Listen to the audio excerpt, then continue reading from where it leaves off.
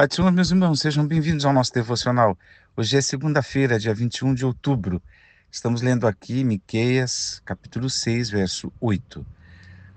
Ó ser humano, ele já te revelou o que é bom e o que Jeová exige de ti, senão apenas que pratiques a justiça, ames a misericórdia e a lealdade e andes humildemente na companhia do teu Deus.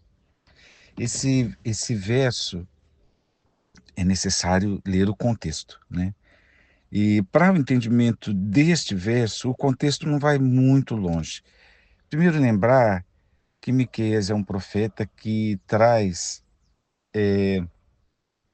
iminência de castigo, né? Anúncio de castigo por causa dos recorrentes erros de Israel, né? As injustiças sociais, mas principalmente a idolatria.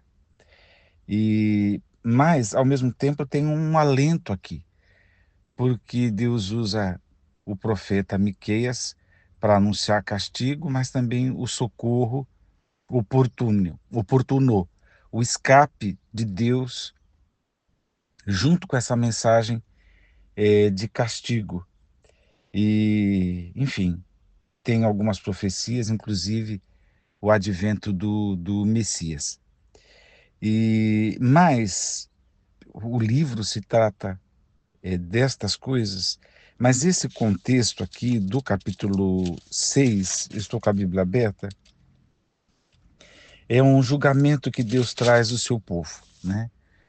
Uma chamada para uma consciência, né? Uma chamada para a verdade. Osmar, por que esse assunto é importante para nós? Porque nós, cada um de nós, somos aqueles que estamos lutando para chegar naquele lugar, no céu, né? Temos recebido vida abundante de Jesus, uma vida não especial em nós mesmos, mas uma vida diferenciada por causa do Espírito Santo em nós, por causa da vida em nós, por causa de Jesus em nós. Mas nós estamos na luta, assim cremos, né? Que precisamos perseverar até o fim para sermos salvos. Outros pensam diferente. Isso foi até uma discussão na escola dominical. Mas nós consideramos que as advertências da Bíblia, todas elas, é porque corremos riscos, e os riscos são de verdade. Bom, fecha o parênteses que nem abri. Voltando aqui no texto, nós deveríamos nos afeiçoar, nos acostumar com essas expressões das Escrituras. Fechar o pensamento. Nós que estamos indo em direção à eternidade, nós que vamos estar diante da verdade, né? O nosso olhar vai se cruzar com os olhos da verdade, da justiça que é Cristo, né? Daquele que foi fiel em tudo, daquele que foi obediente em tudo, aquele que é o padrão, que é o exemplo, né? Sumo sacerdote que viveu intercedendo por nós. Quando nos encontrarmos com Ele, vai ser um dia terrível, porque o Senhor vai fazer cobranças, né? E quando a gente lê isso que é para Israel, é um recorte histórico, mas a gente teve que se colocar e pensar, se Jesus fizesse as mesmas perguntas para mim hoje, como é que eu fico? Porque tem coisas do Velho Testamento, como por exemplo, não comer camarão, que não tem nada a ver, né? Mas perguntas como essa que o Senhor faz para Israel, a gente pode se abaixar debaixo dessas perguntas e se questionar: meu Deus, será que eu não tenho cometido faltas semelhantes, né? De que perguntas me refiro?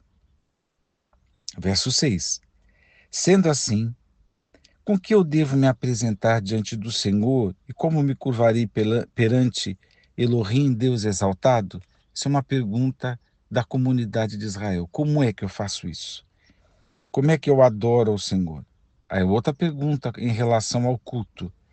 Deveria eu oferecer holocaustos, sacrifícios queimados de bezerros de um ano?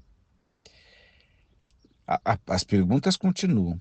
Por enquanto, são perguntas de Israel para a questão do culto e de como agradar a Deus. Jeová se agradaria com milhares de carneiros, com 10.000 ribeiros de azeite? Devo oferecer meu primogênito, meu filho mais velho, fruto do meu corpo, como sacrifício para pagar os meus pecados e as minhas malignidades? Então, deixa eu retomar aqui o pensamento. Nós estamos indo para a eternidade e vamos ter um encontro com o Senhor. Nós também, muitas vezes, nos questionamos sobre a nossa própria caminhada, sobre as nossas próprias atitudes.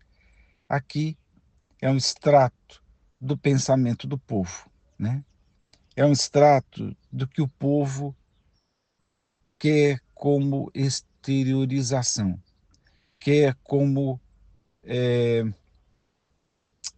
uma grande tampa, né? Uma grande pedra para esconder, para abafar a verdadeira falta, a verdadeira dificuldade.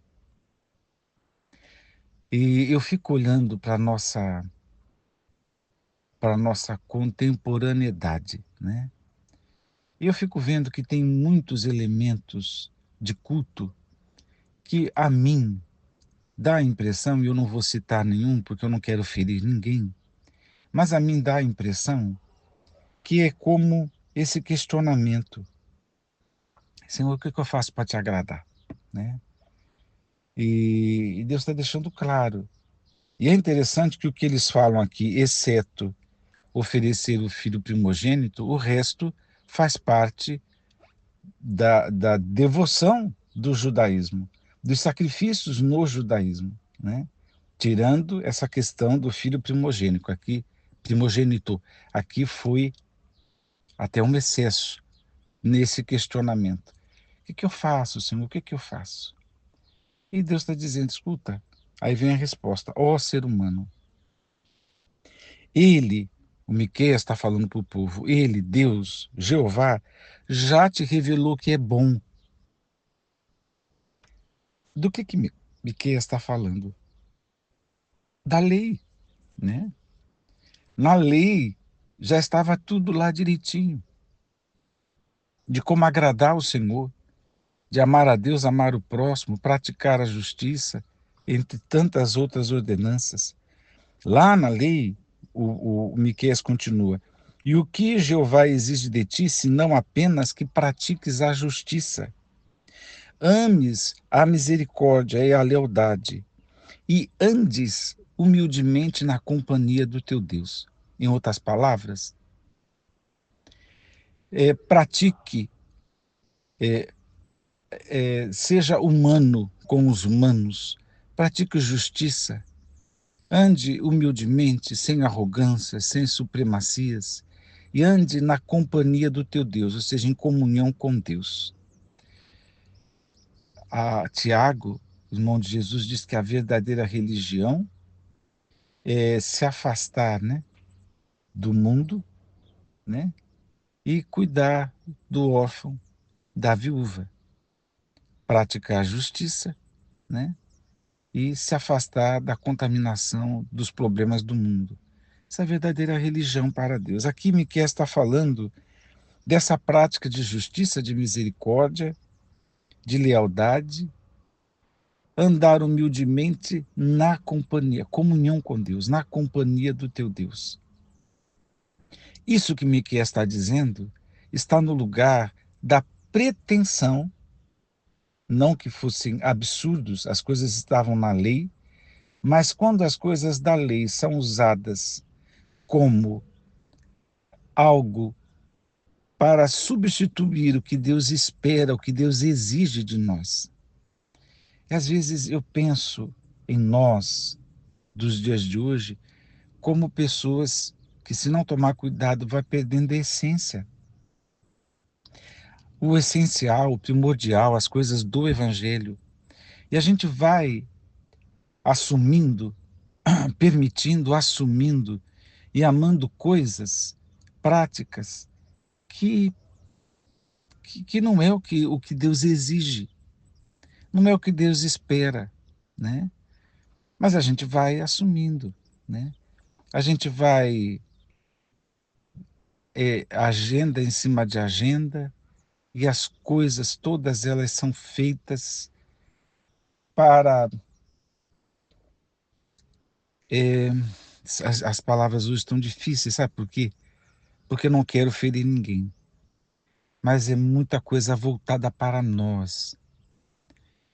E aí a pergunta, que não é uma pergunta minha, mas em outro contexto, a própria Bíblia faz essa pergunta: que culto é este o vosso?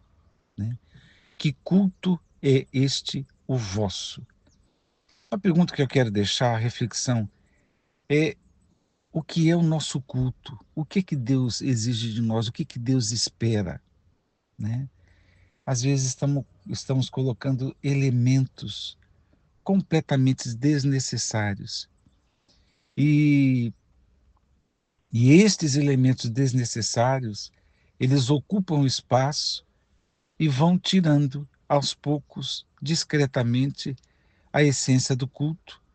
Porque se você está num lugar onde você assiste espetáculos, aonde você tem um ambiente que parece, sei lá, uma outra coisa, né? E não um culto, um humilde, um culto na comunhão com Deus, né? Aonde vai se colocando, né? E vai tendo um dia desse atrás eu falei do esvaziamento, né? Da política até no debate político. E eu fico pensando se não há um esvaziamento nos nossos cultos, daquilo que a gente realmente deve fazer, que a igreja nossa, de cada um de nós, deve ser casa de oração, que as nossas preocupações deveriam ser o número um, né? Adorar a Deus e pregar o Evangelho, que todas as nossas atividades fossem voltadas para isso. Tem coisa que excede? Tem.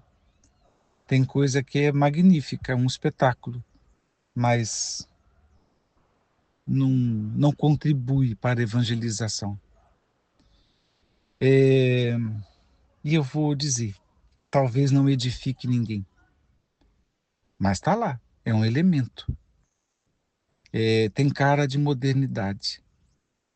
E os jovens, as crianças, adolescentes, que devem ser motivados a aprender, a ter a coragem para ser testemunha de Jesus, para viver outras experiências, se acomodam nessas experiências teatrais, culturais, elementos tão festivos, tão coloridos, tão pirilampos. E que culto é esse o nosso? Deus nos ajude, porque das duas uma, ou eu me conformo e me calo, ou Jesus me leva, porque tem coisa que não sei, né? Uma coisa eu sei, que há a essência das coisas e aquilo que sobra, né? Aquilo que sobra. E um ritualismo vazio é o problema de Israel aqui. Agora eu pergunto, será que os nossos cultos também não vão se tornando vazios, preenchidos com coisas que não eram assim, mas que vão se tornando e a gente vai perdendo a alegria, né? Deus te abençoe. Se eu estou muito rabugento, me perdoe, né? Me perdoe. Vamos orar. Pai eterno, dá-nos a tua misericórdia. Nos ajude, Senhor, a buscar aquilo que é essencial. a sermos expressão da verdadeira igreja e vermos em nossas igrejas as marcas do reino de Deus.